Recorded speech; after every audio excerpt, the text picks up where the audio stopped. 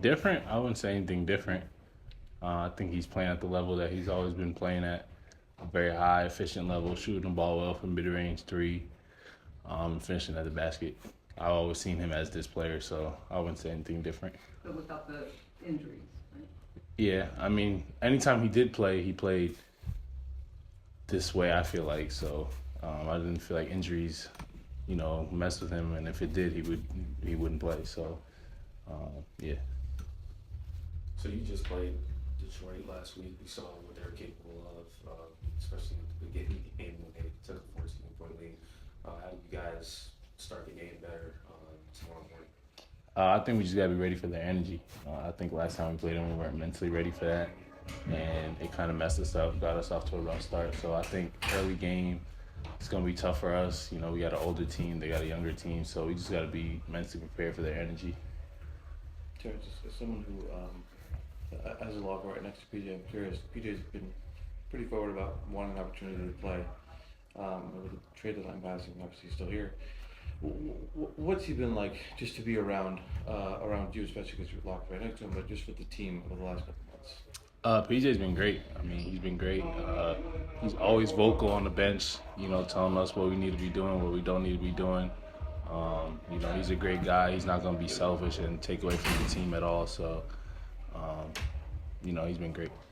Is there something that you've taken from him at all over the last couple of months? I think a lot of defensive stuff, just being physical. He's always taught me move people off their spots and just being physical.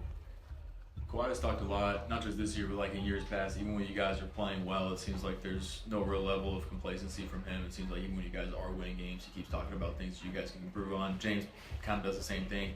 What's that like for you, especially a guy who's been here for a while, understanding the level that you guys can still get to despite playing well? Yeah, I think we just got to do better executing on both ends of the floor, our defensive game plans and what we need to do offensively. So, they're right in that aspect.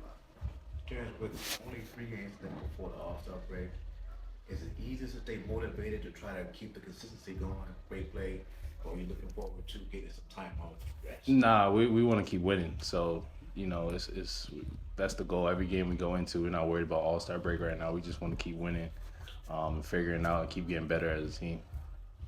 How have you looked at these last 3 months since you guys have gone on this, 31-9 stretch, whatever it is?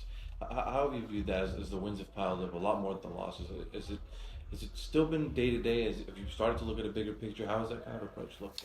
I feel like we've been taking it day to day still. We haven't really talked about anything, past the next game that we have. So that's the good thing about it, and I think that's what keeps us winning. Terance, transition defense has been a talking point for you guys.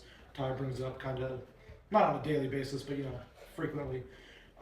Besides guys just getting back in transition, like what can be done to alleviate some of the burden that the transition defenses had to endure throughout the season to kind of turn it into a positive, so to speak?